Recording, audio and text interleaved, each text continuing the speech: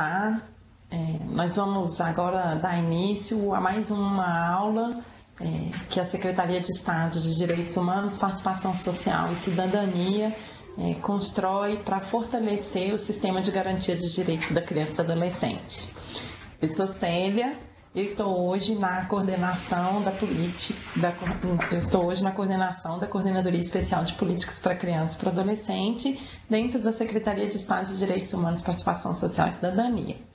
E por meio da coordenadoria, o governo do estado faz diversos momentos de formação para que a gente possa discutir e propiciar novos elementos para a construção de uma política de atendimento à criança e adolescente dos nossos municípios mineiros. Agora, hoje, nós vamos conversar um pouco sobre o fenômeno do trabalho infantil. Sim, está posto para nós que somos atores do sistema de garantia de direitos, a importância de que a gente debata o tema do trabalho infantil nas nossas redes.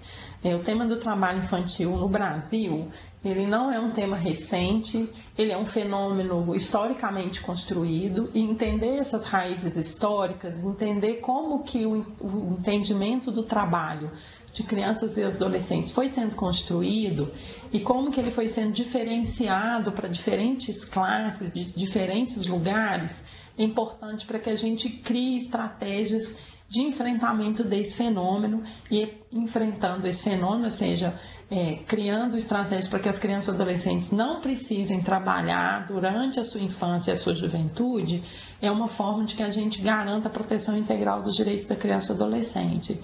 E aqui tem um ponto muito importante para nós, é entender o trabalho como uma forma de exploração da criança e do adolescente.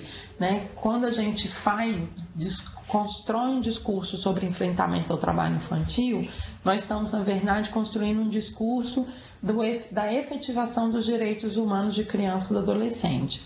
Então, é pensando o direito ao trabalho e o direito à profissionalização como parte dos direitos humanos de criança e adolescente que a gente tem que construir o entendimento do porquê é necessário enfrentar o trabalho infantil e o que a gente está chamando de trabalho infantil. Então, primeiro, a gente lembrar isso, lembrar qual que é a construção histórica do trabalho de crianças e adolescentes no Brasil.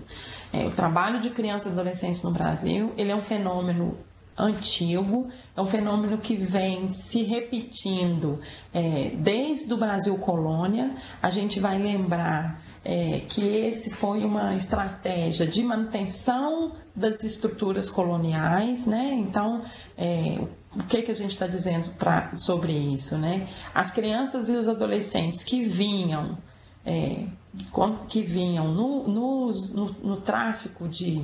no tráfico da escravidão,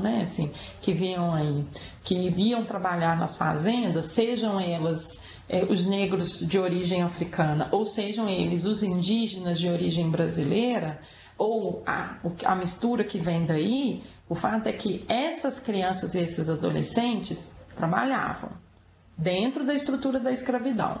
Só essas crianças e esses adolescentes. Então, o que a gente vai ter é um desdobramento dessa estrutura numa manutenção de uma estrutura de desigualdade social dentro do discurso do trabalho infantil. Porque como que isso vai aparecer hoje?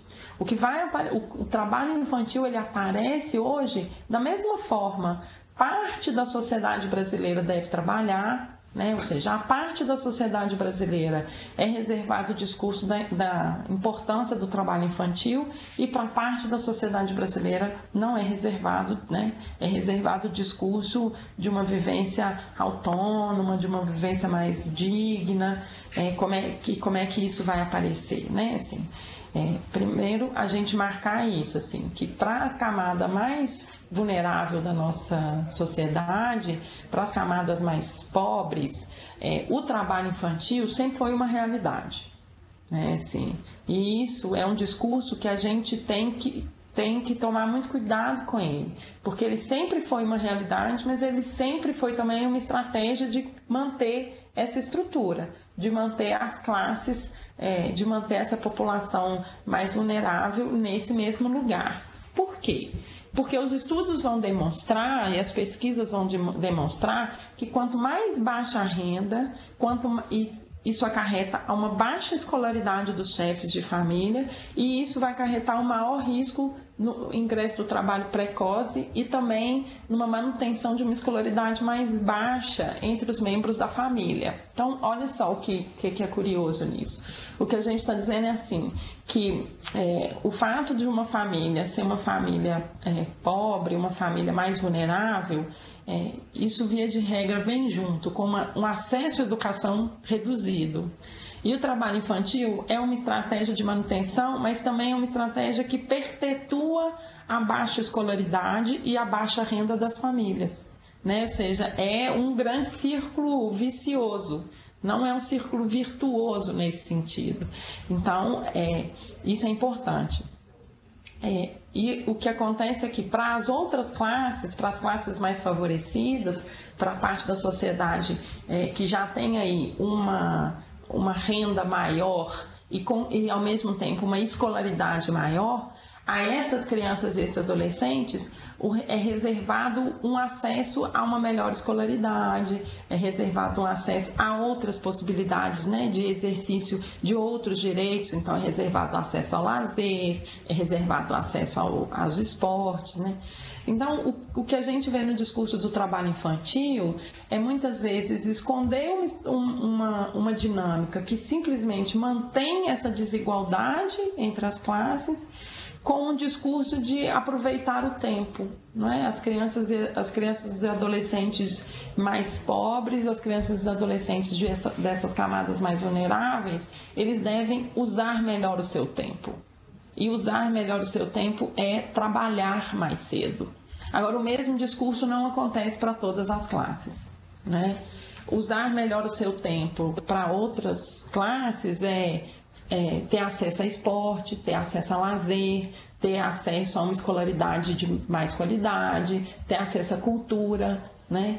Porque existem muitas formas da gente usar o tempo, né? O trabalho não é a única. Então, eu acho que isso é muito importante da gente pensar, né? Essa questão cultural que está vigente, a forma como o trabalho infantil foi construído durante toda a nossa construção de sociedade, tem um impacto que prevalece, né? Então, esse discurso de que as crianças e os adolescentes, eles precisam trabalhar porque eles precisam usar seu tempo de uma forma melhor, porque o trabalho é que vai construir um cidadão melhor, a gente tem que entender que ele não é o discurso que está posto para todo mundo, quando eu disse mais cedo, né? Assim, e esse discurso é um discurso, então, de manutenção dessa estratégia de desigualdade entre as classes sociais. É assim.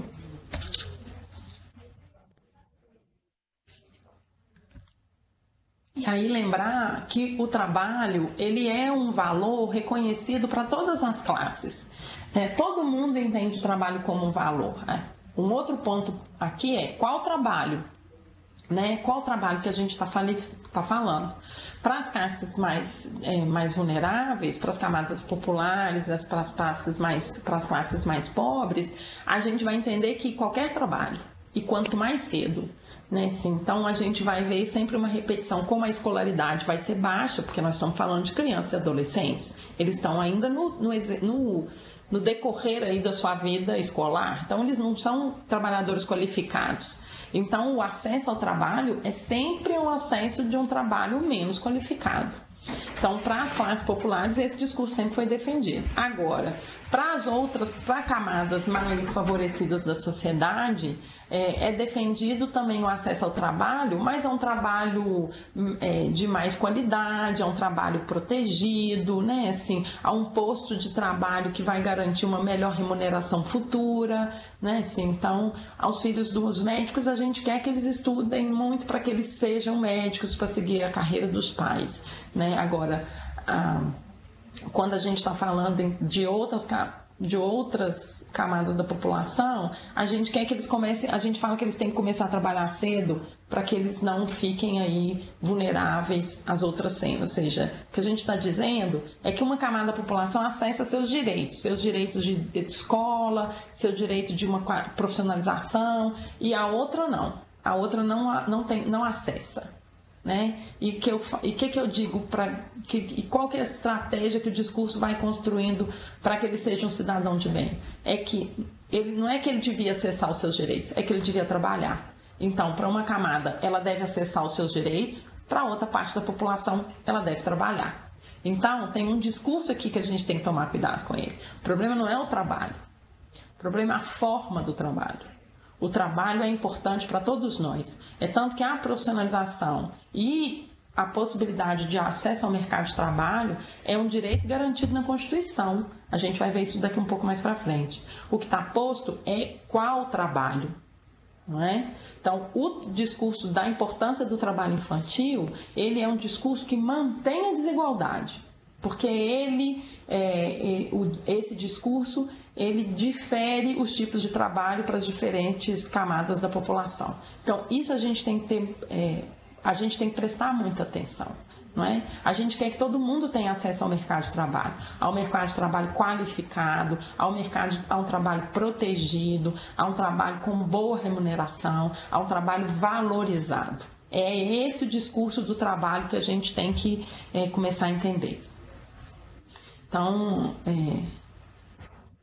esse é um ponto muito importante, porque o que faz o discurso do trabalho infantil hoje é que o trabalho ele vai impedir o acesso dessas crianças, desses adolescentes, a outros postos de trabalho mais qualificados.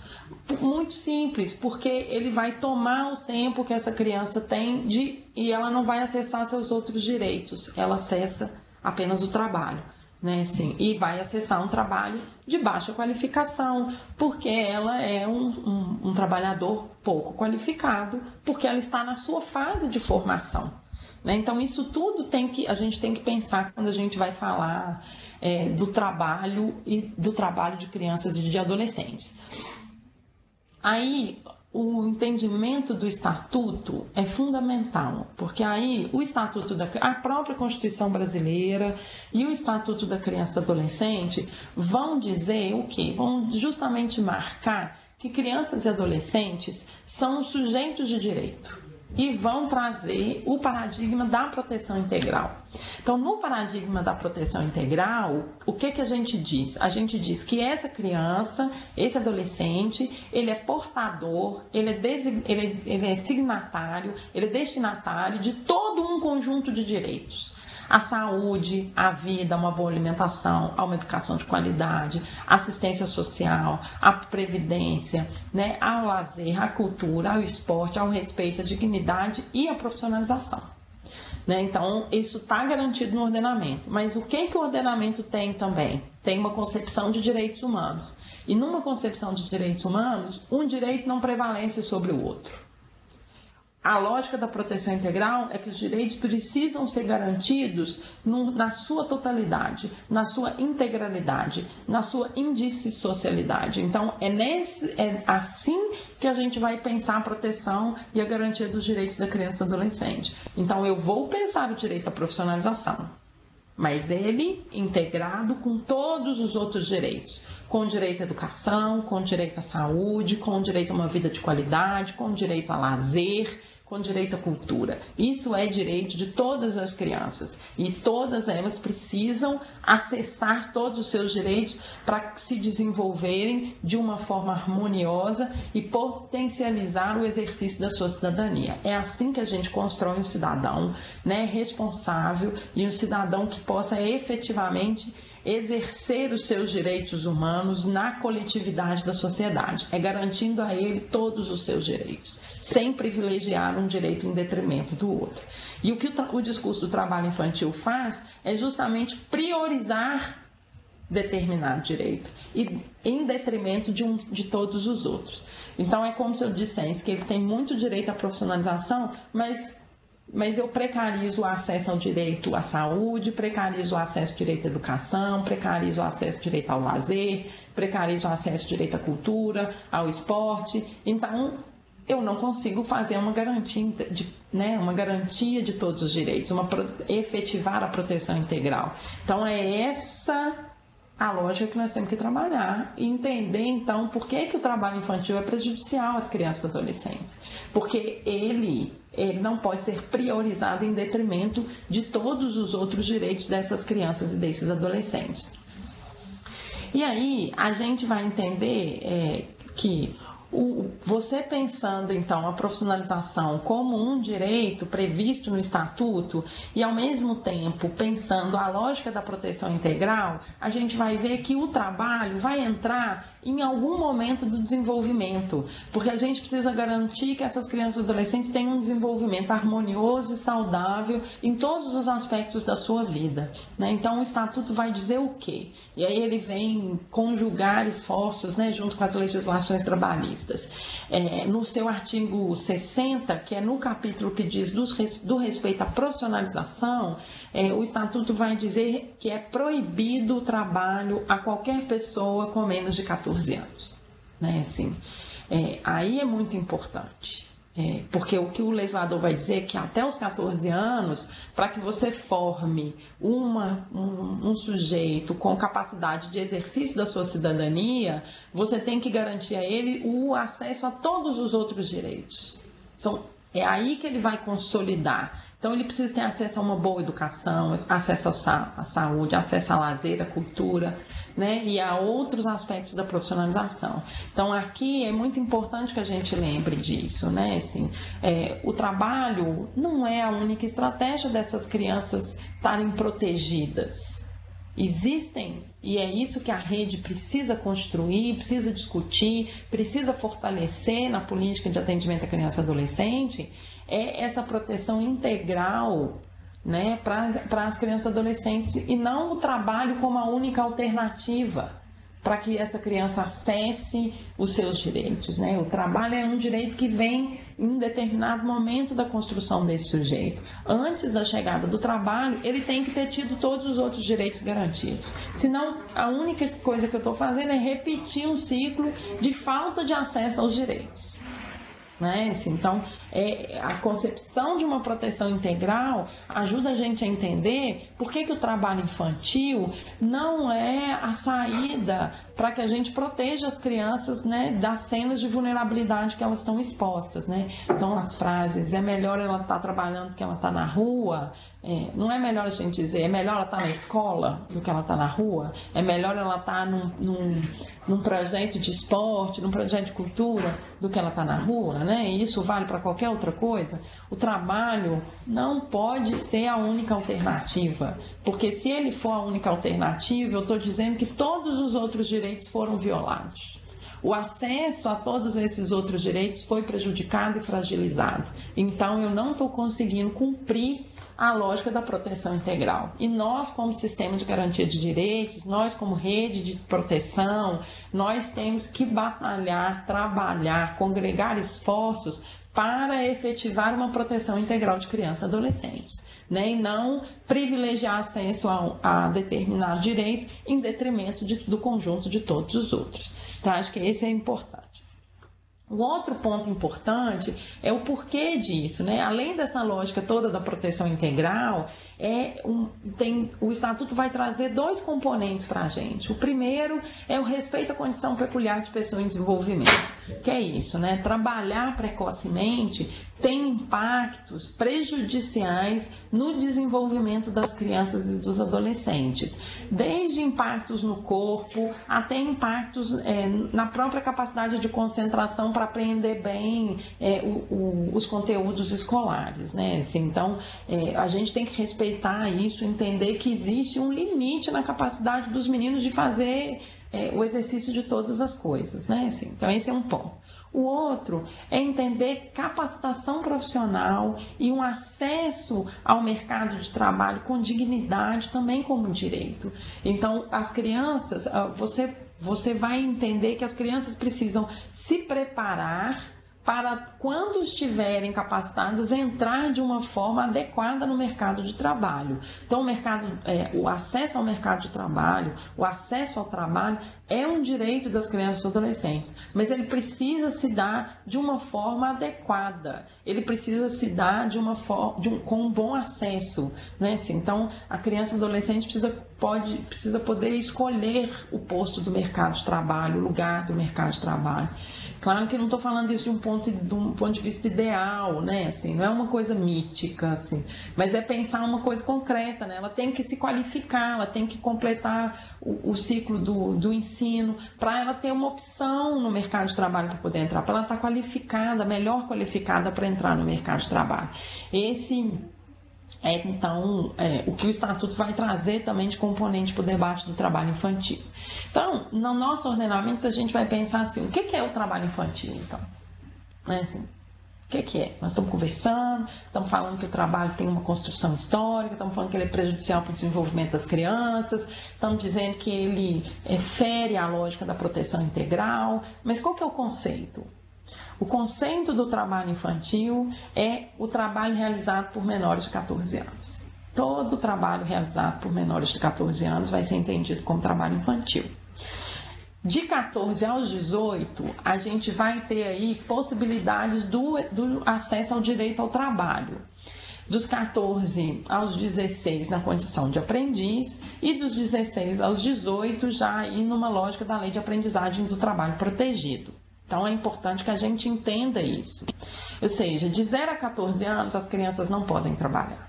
De 0 a 14 anos, a forma como a gente constrói e garante um desenvolvimento adequado é no acesso a todo o restante do conjunto de direitos, né? Então, a gente tem que garantir que as crianças consigam ir para a aula, consigam ir para a escola, tenham acesso a projetos aí, de esporte, lazer e cultura, né? A gente sabe da realidade de vulnerabilidade, então a gente tem que pensar de muitas das nossas famílias, então a gente tem que pensar também em acesso às outras políticas de proteção e de prevenção, né? Prioritariamente é esse conjunto de direitos e de políticas públicas que a gente vai ofertar para as crianças e adolescentes de 0 a 14 anos. A partir dos 14, então, ele pode acessar ao mercado de trabalho na condição de aprendiz. E aí, a legislação, a lei da aprendizagem, vai começar a orientar o que é esse lugar de aprendiz.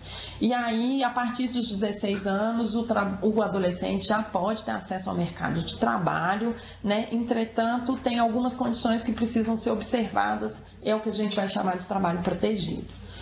Até os 18 anos, existem uma série de trabalhos que são vedados a crianças e adolescentes, proibidos, né?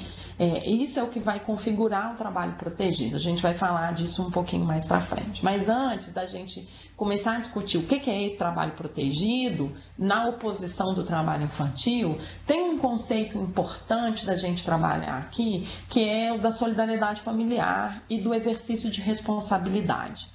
A gente confunde o conceito de trabalho com o conceito de responsabilidade. O fato da criança não poder trabalhar não significa que a criança não pode exercer responsabilidades. E isso também a gente precisa trabalhar, né? Isso a gente precisa discutir. A gente vê muito falando assim, quer dizer então que a criança não pode fazer nada. Não, não é isso. A criança não pode trabalhar, ela não pode exercer uma atividade remunerada, ela não pode ser responsável pelo sustento da família, não pode ser otorgado a ela a responsabilidade de líder da família. Essas responsabilidades não vão ser otorgadas, né, transferidas para as crianças e adolescentes, mas elas podem trabalhar.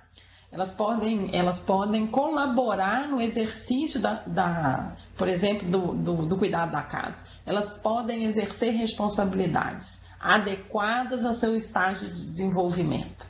Então, as crianças podem arrumar a casa, elas podem arrumar a sua parte da bagunça na casa, né? Então, a gente tem que pensar que a gente vai trabalhando o exercício da responsabilidade com as crianças no mesmo processo de desenvolvimento delas, né? Assim, então, elas podem começar juntando seus brinquedos, elas podem ser responsáveis depois por arrumar a sua cama, elas podem, num segundo momento, quando elas já puderem, né, tiverem maiorzinhas, assim, tirar e ajudar a pôr e a tirar a louça da casa, elas são responsáveis por fazer suas tarefas escolares. Então, exercer responsabilidade não equivale a trabalhar. Então, esse é um ponto muito importante, porque tem um marcador aqui, que é o marcador da transferência de responsabilidade. Você tem uma criança e um adolescente, essa criança tem o seu responsável. É o seu responsável, é seu pai, sua mãe, seu pai e sua mãe, ou suas avós, aquele que tem, né, o direito de guarda dessa criança, é que é responsável por ela. Então, é esse responsável que deve prover a casa, é esse responsável que deve cuidar das crianças. Né? Então, isso é muito importante. A gente não transfere essa responsabilidade para as crianças, nem de prover a casa, ou seja, a criança tem que sair para trabalhar porque eu não consigo colocar todo o dinheiro para a manutenção da casa. Você não pode transferir essa responsabilidade para as crianças, né? Assim, então, isso que é importante. Ela tem a responsabilidade de cuidar dos outros irmãos. Não, a responsabilidade, quem é responsável por essas crianças, de cuidado, são os responsáveis das crianças e não as crianças. Agora, elas podem colaborar, claro, isso faz parte do exercício do exercício dos direitos dela, de você também construindo com as crianças noção de responsabilidade. O que a gente tem que entender é que são coisas diferentes. Uma coisa é eu ser responsável pela minha tarefa, eu ser responsável por organizar por arrumar minha cama, por ajudar a pôr e a tirar a louça do almoço. Outra coisa é eu ser responsável por todo o cuidado da casa. Eu ser responsável por toda a faxina, por todas as camas, por fazer a comida de todos os irmãos. Então, olha como é que a gente vai construindo muito claramente aquilo que é o exercício da responsabilidade adequado ao desenvolvimento da criança e transferência de responsabilidade do cuidado ou de prover. A mesma discussão precisa ser feita também quando a gente pensa o trabalho rural, né? Assim, e quando a gente pensa formas de transmissão de conhecimento do trabalho baseadas no exercício do trabalho. O que eu estou falando com isso, né? Estou falando, por exemplo, de povos e comunidades tradicionais que muitas vezes têm uma forma de transmissão do cuidado com a terra, ou uma forma de transmissão da produção de determinados produtos, cestaria, alimentos, coisas nesse sentido, que é feita no próprio trabalho, no exercício do trabalho.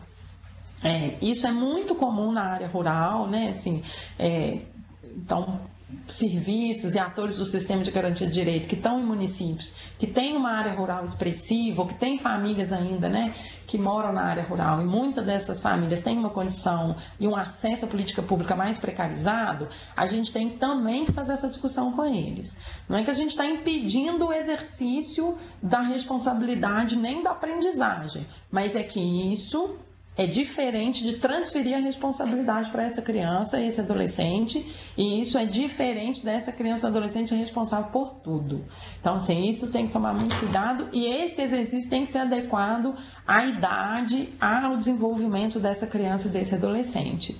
Então, nas cidades é muito mais fácil da gente ver isso, né? Assim, dentro do trabalho doméstico também é muito próximo de todos nós. Às vezes, nos exercícios de trabalho que a gente desconhece, né, assim, que vai ficando mais difícil da gente estabelecer esses limites. Mas então a gente precisa dialogar com a rede, dialogar com os líderes comunitários, né, dialogar com as famílias, para construir aí esse limite do trabalho, de forma que você possa exercer a proteção integral das crianças e adolescentes, para que elas tenham acesso a todo o seu conjunto de direitos, né, inclusive a serem preparadas de uma forma adequada para entrar no mercado de trabalho de uma forma mais qualificada, de uma forma mais empoderada, né? De uma forma aí inclusive mais efetiva, para que elas tenham uma escolha aí do mercado de trabalho. Então é importante a gente observar isso, tá? Então vamos lembrando sempre que o exercício do trabalho protegido é o exercício da proteção integral. Então, você pensar o exercício dos direitos no seu conjunto indissociável. Né? Assim, então, pensando isso, a gente vai ver que a lógica do trabalho aprendiz, aquele trabalho que está facultado aos adolescentes de 14 a 16 anos, é sempre convocando o trabalho na sua condição formativa, na sua dimensão de formador também. Então, quando a gente vai pensar em formas de trabalho que são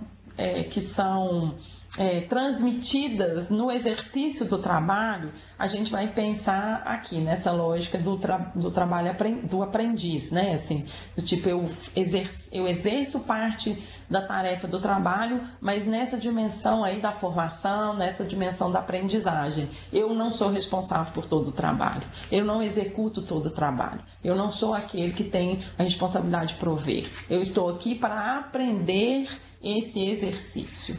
Né? Assim, eu estou aqui para que você transmita para mim os conhecimentos relativos a esse trabalho, mas eu estou aprendendo. A aprendizagem tem essa dimensão de ensino, de formação, e isso deve ser preservado sempre. Né? Assim, aí, a partir da aprendizagem, a gente já entra na lógica do trabalho protegido, que é quando, aí sim, de 16 aos 18 anos, os meninos podem trabalhar, mas existem trabalhos que realmente estão vedados a essas crianças e esses adolescentes. Aqui é importante a gente convocar a lei da aprendizagem, e é muito importante que os conselhos tutelares, os conselhos de direito e a rede entendam que a lei da aprendizagem vai trazer esses marcadores do trabalho na dimensão do ensino e do trabalho na dimensão da proteção integral. E também vai colocar como obrigatória a contratação de aprendizes nas empresas, né, nas empresas, nas firmas, né? Assim, então, por lei, as empresas devem contratar 5% dos seus funcionários. Então, dessa forma, né, de aprendizagem. Então, ou seja, existe um campo aí aberto para o trabalho dos adolescentes, mas de forma protegida, dentro da lógica da proteção integral. Né? Então, o que é que vai configurar isso? Né? Qual que é o trabalho que é possível de ser exercido pelos adolescentes? Primeiro, entender que esse trabalho é um contrato formal. Então, o que está previsto é que os adolescentes possam trabalhar nos trabalhos formais, dentro dos contratos trabalhistas, né? Ele tem um tempo de duração estabelecido, né? Assim, um aprendiz tem um corte aí de faixa etária, o contrato pode durar até 2 anos, mas, e talvez uma das coisas mais importantes, é que esse exercício do trabalho vem junto com o exercício da aprendizagem, né? Assim, então, existe uma formação que é dada também como trabalho, né? Ela conta na carga horária desses adolescentes. Então, assim, a gente vai pensar que o aprendiz tem carteira de trabalho, tem todos os direitos trabalhistas garantidos, né? Inclusive recolhimento de INSS e FGTS, as férias, né, também estão garantidas, a carga horária precisa ser preservada. Então, quando a gente fala de aprendiz, a gente está falando também aí da necessidade da matrícula na escola, da frequência na escola como condição para o exercício da aprendizagem, mas muitas vezes os adolescentes aí mais velhos já terminaram aí também, né, o ensino, o nível médio, e aí eles podem inclusive fazer uma jornada mais extensa de trabalho. Um aprendiz não pode fazer uma jornada tão extensa de trabalho porque ele precisa estar em sala de aula, né? Então existem essas pequenas características. Agora, o que eu estou falando que tem trabalhos que os adolescentes não podem fazer de forma alguma, né? Então, o que é que está vedado para o trabalho de adolescente, mesmo o trabalho dentro da lei da aprendizagem? Então, primeiro, o trabalho insalubre, ou seja, aquelas condições mais precárias, aqueles trabalhos que põem em risco a saúde dos trabalhadores, o trabalho que é perigoso, que tem alguma dimensão aí de perigo. Trabalho noturno também, os adolescentes não podem trabalhar de 22 às 6 horas da manhã, né? O trabalho noturno é vedado. Trabalho prejudicial ao desenvolvimento moral e ou social dessas crianças. Trabalhos com muita exigência física ou psíquica também estão vedados. Então, o que está vedado são exercícios dos trabalhos então, mais perigosos, em lugares que podem fazer mal à saúde, né? Assim, como que a gente sabe se o trabalho que a empresa oferece pode ou não ser exercido? Existe na lei da aprendizagem, um dos seus anexos é a lista do que a gente chama de lista TIP, que são as formas de trabalho ou os locais de trabalho que a Organização Internacional do Trabalho vai dizer que são trabalhos insalubres, perigosos, que põem em risco o desenvolvimento moral. Então, isso tem, né, uma normativa que diz para nós. Então, adolescente não pode trabalhar com objetos perfurto-cortantes, não pode trabalhar com produtos químicos, porque isso é trabalho insalubre, pode ser prejudicial ao desenvolvimento dos adolescentes, não pode trabalhar em trabalhos que exigem muito peso, muita exigência física, né? Assim, então, por exemplo, pensar um trabalho tipo auxiliar de pedreiro, né? Assim, estivador, não, esses são trabalhos vedados porque a compleição física, o desenvolvimento físico dos meninos não está completo e isso pode prejudicar aí no desenvolvimento. Então, o legislador, quando disse trabalho tal, são vedados, ele pensa na proteção desse adolescente, que determinados trabalhos eles só vão ser exercidos depois que você já tiver passado por uma fase do seu desenvolvimento biopsicossocial, né? Então, a dimensão da proibição é uma dimensão de proteção para o desenvolvimento saudável dessas crianças e adolescentes.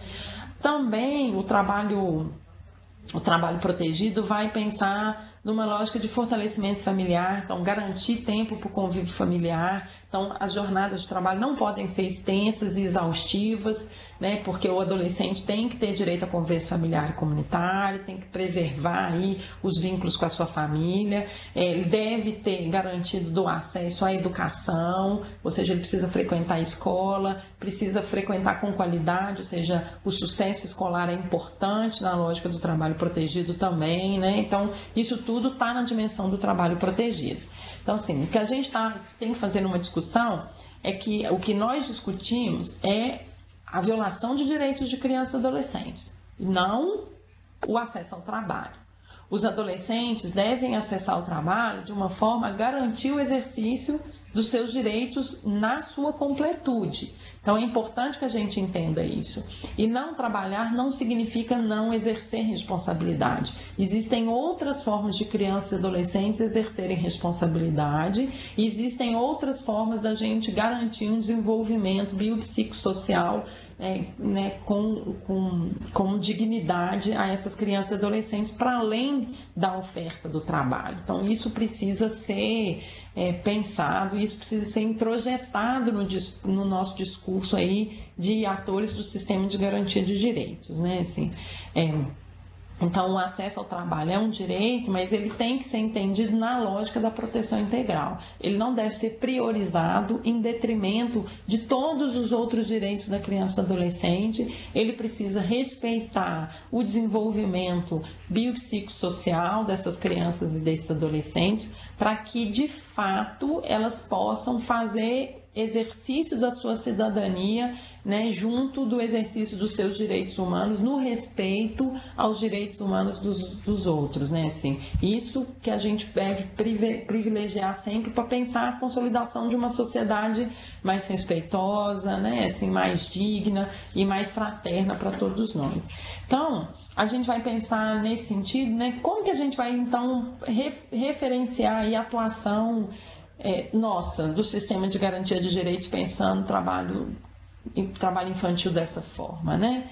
Primeiro, nós vamos nos lembrar que o Estatuto, que é a nossa grande ferramenta de atuação, né? O Estatuto sempre é a nossa ferramenta, é a nossa pauta aí na proteção das crianças e adolescentes. Ele vai dizer que as crianças e adolescentes têm que ser colocadas a salvo de toda forma de exploração, negligência, crueldade, né? Assim, então, o que a gente está dizendo é que explorar o trabalho das crianças e adolescentes é também uma forma de violação, né? Então, vai contra aí a proteção integral, né? E até mesmo as nossas normativas legais. E outro ponto importante é que o Estatuto ele é também uma ferramenta de fortalecimento da sociedade, né? Então, o artigo 6 ele vai dizer que que essa lei tem também seus fins sociais, né? Ou seja, ela tem também a finalidade de construir uma sociedade mais justa, mais igualitária, como é todo o objetivo da nossa Constituição Federal, né? Assim, a nossa Constituição vem para dizer de uma sociedade mais justa, mais igualitária, onde todos os nascidos aqui, todos os brasileiros são destinatários desse conjunto de direitos em condições iguais. Então, o Estatuto é uma ferramenta de garantir essas condições iguais e esse acesso a todos esses direitos para todos os sujeitos, e isso tem que estar na nossa lógica quando a gente pensa também no trabalho infantil. Lembrar que é de todos nós uma obrigação de garantia do direito da criança e do adolescente, então essa é uma tarefa que está posta para todos os atores desse sistema de garantia de direito, e que o Estatuto vai dizer também da forma como a política pública tem que ser pensada. Então, ela vai falar aí de uma diretriz do sistema se organizar. E ele vai pautar a integração e a intersetorialidade, né? Vai dizer que para a garantia dos direitos da criança e do adolescente, para o exercício da proteção integral, todos esses atores têm que trabalhar conjuntamente, né? Assim, nós somos parte do mesmo sistema e é dessa forma como a gente vai trabalhar. Então, ele vai sinalizar também para uma necessidade de formação continuada e para a necessidade da gente pensar espaços conjuntos de debate e de resolução dos casos, né? Assim, então, é muito importante que a gente se congregue os nossos parceiros nesse debate, né? O enfrentamento ao trabalho infantil não é um privilégio da assistência social ou um privilégio da educação, ele é uma responsabilidade de todos nós, né? E lembrar sempre que toda vez que a gente for usar o Estatuto ou for pensar uma estratégia de atuação, a gente tem que lembrar que o objeto da nossa ação são as crianças e os adolescentes. Então, dessa forma, prioritariamente, é para garantir os direitos da criança e do adolescente que a gente vai atuar. Então, nós não vamos atuar pensando a proteção do empresário, né, do empregador, ou nós não vamos atuar pensando somente na condição da família. Nós vamos atuar pensando a condição da família para garantir os direitos dessa criança e desse adolescente. Então, são eles o destinatário dos nossos maiores interesses, né, sim. E sempre pensando numa atuação precoce, numa atuação sempre privilegiando aí as ações de prevenção, tá atento aí a sinais que possam indicar uma cena de vulnerabilidade ou de risco para que dessa família ter uma cena de trabalho infantil. Então, a gente deve sempre pensar essa organização para atuar sempre quanto antes possível no fortalecimento dessas famílias para evitar aí uma cena de violação de direito, né, sim. Então, acho que é muito importante a gente pensar isso. Então, a atuação da rede vai ser sempre uma atuação pautada na proteção integral das crianças e adolescentes, ou seja, o trabalho não pode ser entendido como a única forma do exercício dos direitos da criança e do adolescente, né? Assim, o trabalho não é aquilo que vai colocar as crianças a salvo de outras formas de vulnerabilidade. O que a gente tem que garantir é o acesso a todo esse conjunto de direitos para que o trabalho seja exercido como direito quando da capacidade dessa criança, desse adolescente, né?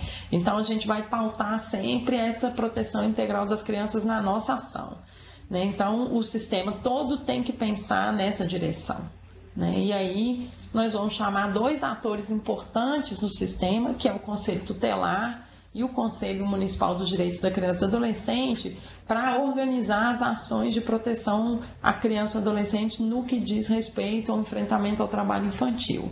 Então, toda vez que o Conselho recebe uma denúncia de que há ocorrência de trabalho infantil, o Conselho deve exercer suas atribuições, primeiro na identificação e na construção dessa situação, né? Então ele deve atender as crianças, deve buscar mais informação sobre essa cena, o máximo de informação que ele conseguir. Ele pode convidar os outros atores que aparecem aí nessa denúncia para esclarecer os fatos. Ele deve fazer busca nos seus próprios arquivos, então ver se essa família ou se essa criança já foram atendidas pelo conselho, né? Então, construir esse caso é muito importante, ter essa dimensão ampla sobre a situação que está posta e não exclusivamente sobre a cena do trabalho infantil, mas essa condição da família, dos outros irmãos, dessa cena, desse lugar, né, desse estabelecimento. Isso tudo o conselho deve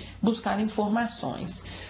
E aí, sempre lembrando, né, assim, que construir um caso não é só trabalhar com uma parte específica daquilo que a denúncia foi feita, mas é construir toda essa interface, toda essa complexidade da situação, da vivência da criança, da situação da família, para que aí a gente possa começar a pensar as estratégias de intervenção. No caso do trabalho infantil, tem um ponto muito importante que é a gente identificar se existe ou não existe um empregador. Se existe um terceiro no sentido de uma empresa, de um aliciador colocado aqui, ou se a cena de trabalho é uma cena construída no contexto familiar. Isso faz muita diferença para os encaminhamentos, né? Se eu tenho uma figura de empregador ou se eu estou falando de uma cena de um trabalho organizado para o sustento dessa família. Por isso, quando eu tenho uma figura de empregador, de uma empresa, de alguém que contrata esse trabalho dessa criança, desse adolescente fora do que está previsto, né, sem carteira assinada, sem obedecer à lei de aprendizagem, a primeira coisa que o Conselho tem que pensar é que isso vai configurar uma violação da legislação trabalhista. E para isso a gente tem um parceiro muito importante que é o Ministério Público do Trabalho. Então o Ministério Público do Trabalho deve ser, quando a gente identifica uma cena de trabalho infantil que tem um empregador, ou uma empresa, ou um contratador, a gente tem que encaminhar isso prioritariamente para o Ministério Público do Trabalho, né, assim, com uma série com o maior número de informações possíveis, para que aí o Ministério do Trabalho tome as providências no que diz respeito aí à obediência das legislações trabalhistas todas. Isso tem um impacto muito grande aí para os empregadores, para as empresas, para as firmas nesse sentido, né? Então, o Conselho Tutelar vai ser aí um parceiro importante de fazer chegar ao Ministério Público do Trabalho esses indícios aí da situação de exploração do trabalho infantil, e ele deve fornecer o máximo de informações detalhadas aí para o Ministério Público. Claro que isso é pensando o empregador, né? Mas aí quando eu estou pensando na atuação de proteção às famílias, aí a gente já vai pensar mais perto dessa próxima fase, que é quando a gente pensa, se a gente identifica uma cena de trabalho infantil que na verdade foi organizada para garantir ali a subsistência da família, ou seja, de uma forma de organização familiar, né? Então, o que a gente tem nesses contextos é uma família vulnerável, onde o trabalho infantil vai aparecer como uma estratégia de resolução dessa vulnerabilidade, né? Então, quando eu convoco as crianças para trabalhar porque eu preciso do complemento no sustento da família, ou, né, assim, porque a família se constituiu numa estratégia de violação de direitos. Então, eu estou dizendo de uma necessidade de uma intervenção social, no sentido assim, de promover os direitos dessa família para que ela saia dessa condição de vulnerabilidade. E aí, nesse sentido, o Conselho vai trabalhar no exercício das suas funções, aplicando as medidas protetivas previstas, né? Assim, então, ele vai pensar no encaminhamento dessa família, principalmente para os serviços de fortalecimento familiar. E aí, o Sistema Único de Assistência Social é um parceiro fundamental, né? A gente não pode esquecer que o PET é um eixo de atuação aí da assistência social, então o Conselho Tutelar deve lançar a mão sim desse parceiro, né, assim, criar estratégias conjuntas, discutir aí com a assistência esses casos, né, mas também não deve esquecer dos outros direitos, então encaminhar, garantia aí da frequência escolar, encaminhar para a educação, garantia da saúde, né, como a gente disse muitas vezes, o trabalho impacta no desenvolvimento físico das crianças e dos adolescentes. Então, o sistema de saúde precisa ser convocado, o Conselho deve fazer o encaminhamento dessas crianças, sinalizando para a necessidade desses cuidados aí. Existe um rol de procedimentos relacionados à saúde do trabalhador que podem ser pensados nesses casos, então, na aplicação das medidas protetivas. Aí só lembrando que no exercício da aplicação das medidas protetivas, o Conselho também vai fazer a aplicação das medidas às crianças e aos adolescentes quando ele identificou um empregador, né? Ele vai encaminhar para o Ministério Público do Trabalho a figura do empregador, da SENA, para que sejam tomadas providências na responsabilização. Mas no que diz respeito à proteção da criança e do adolescente e suas famílias, a gente vai também fazer aí uso das medidas de proteção para com esses adolescentes, essas crianças e esses adolescentes. Caso o Conselho identifique que essa é uma família que já tenha reincidência nessas cenas, ele deve também notificar o Ministério Público, né? A questão aí posteriormente pensar em uma questão se é necessário discutir ou não a questão do poder familiar, se é uma família que está muito fragilizada, que já não tem condição mais de garantir aí a sobrevivência, a proteção dos seus membros, né, de crianças e adolescentes. Essa discussão pode ser pensada também, mas sempre lembrando a última das coisas que o Conselho deve sinalizar. Todos os esforços da rede devem ser feitos para garantir condições dessa família se reorganizar de forma a conseguir exercer sua capacidade protetiva, não só com as crianças e adolescentes, mas com as mulheres, os idosos, né? O objetivo da política pública nesse sentido é sempre construir uma estratégia de fortalecimento da família para que todos os seus membros possam ter seus direitos garantidos. Então, essa atuação é uma atuação muito clara do Conselho Tutelar. Agora, não só ele vai atuar no caso de trabalho infantil. Para além da rede que vai ser convocada aí na hora da gente pensar as medidas protetivas, o Conselho Municipal também é um ator muito importante nessa hora, né? Assim, primeiro porque o Conselho Tutelar deve encaminhar para o Conselho Municipal as informações sobre essas violências, né? O Conselho deve sinalizar se o trabalho infantil é uma violência comum, qual tipo de trabalho infantil, se tem uma área, se é uma reincidência, se tem um tipo de trabalho específico que é muito recorrente. A partir dessas informações que o Conselho Tutelar sinaliza para o Conselho Municipal, o Conselho Municipal vai, na sua atribuição de deliberador da política de atendimento à criança e adolescente, ele pode construir uma série de atuação. Primeiro fazer um diagnóstico mais organizado dessa cena do trabalho infantil, da cena da infância e juventude do município como um todo, né? Pensar como que estão essas crianças e esses adolescentes, identificar e mapear as cenas e as situações de trabalho infantil no território do município. Existe trabalho infantil na cidade, na área rural, existe um tipo de trabalho mais recorrente, por exemplo, na lavoura, na confecção, ou é o trabalho na rua, né, na venda de pequenos objetos na rua, ou é na manufatura de determinadas coisas, ou seja, identificar qual é o tipo de trabalho recorrente no território, para a partir daí poder pensar outras estratégias de atuação. E aí o Conselho Municipal deve ser convidado a pensar desde ações de prevenção e sensibilização. Então, esse debate que a gente fez aqui de entender o trabalho infantil, a exploração do trabalho de crianças e adolescentes como uma violação de direitos e não como uma saída para outras violências, é importante de ser feito, né, na sociedade. Esse é um ponto que nós precisamos avançar no debate, e o Conselho Municipal é um parceiro privilegiado nessa hora.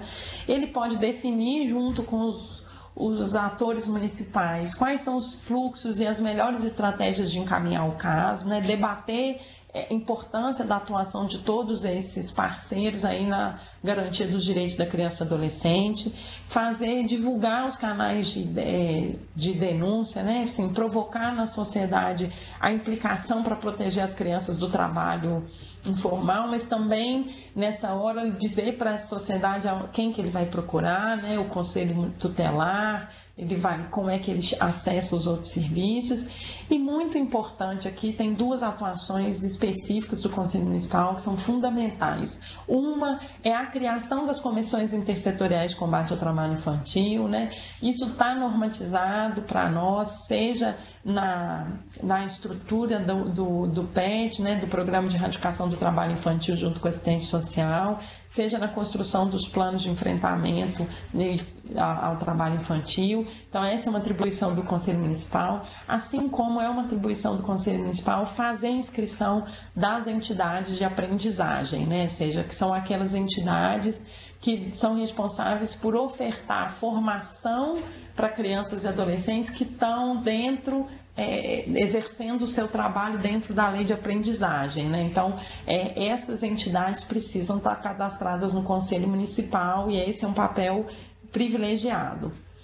Junto com isso, pensando muito na questão da mobilização, a gente não pode esquecer do dia 12 de junho, que é o dia contra o trabalho infantil, né? Ele está posto no nosso calendário, ele vem aí em lembrança, né? Ele foi promovido, né, pela OIT, que é a Organização Internacional do Trabalho, e a data de 12 de junho tem a ver aí com a data do primeiro relatório global sobre a situação do trabalho de crianças e adolescentes no mundo, né? Então, a data do 12 de junho vai dizer dessa sinalização da importância da gente discutir o trabalho protegido como direito e o trabalho e a exploração do trabalho infantil como violação de direitos de crianças e adolescentes, né?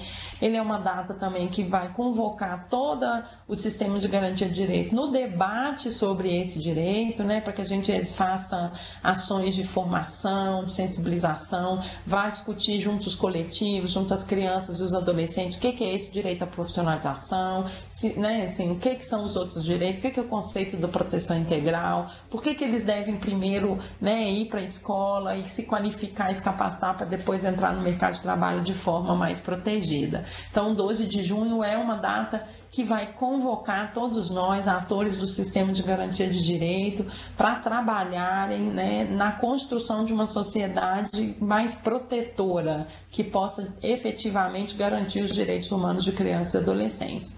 E esse é o convite que a Coordenadoria e a Secretaria de Direitos Humanos, Participação Social e Cidadania faz a todos nós, né, que a gente possa se mobilizar e criar espaços de debate para a gente fortalecer uma discussão de proteção dos direitos de criança e adolescente, porque eles são, né, público prioritário da nossa ação. É garantindo o direito dessas crianças e desses adolescentes que a gente vai garantir uma sociedade cada vez mais igualitária, cada vez mais justa e fraterna para todos nós. Porque garantir o meu direito é também garantir o direito do outro.